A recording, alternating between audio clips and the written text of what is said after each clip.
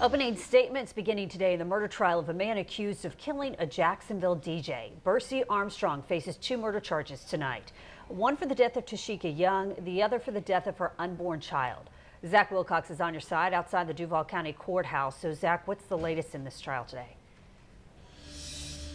Yeah, there was jury selection this morning around 11, and then by 3 o'clock, the jury was getting their directions from the judge about what the week's going to look like and hearing those opening statements. And this all started about 2 years ago. It'll be 2 years ago next week when Tasheka Young was found at her apartment at Mission Point Apartments on Jacksonville's north side. And during those opening statements, we got a little bit of insight into what happened that day.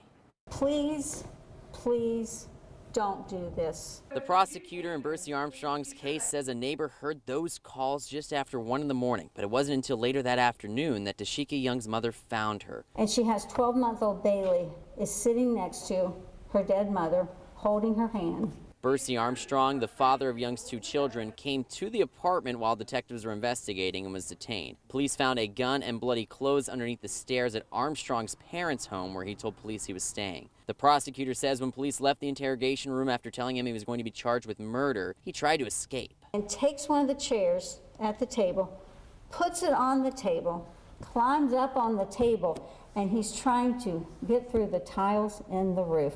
Armstrong pleaded not guilty to both charges. His defense attorney had a much shorter address for the jury in his opening statement. If the state fails to prove this case beyond a reasonable doubt to you, in here, beyond a reasonable doubt, we will ask you to acquit him.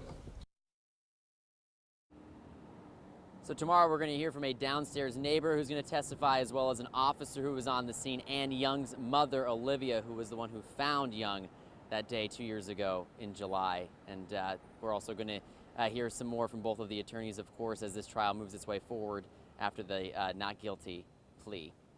In downtown, Zach Wilcox, First Coast News, on your side.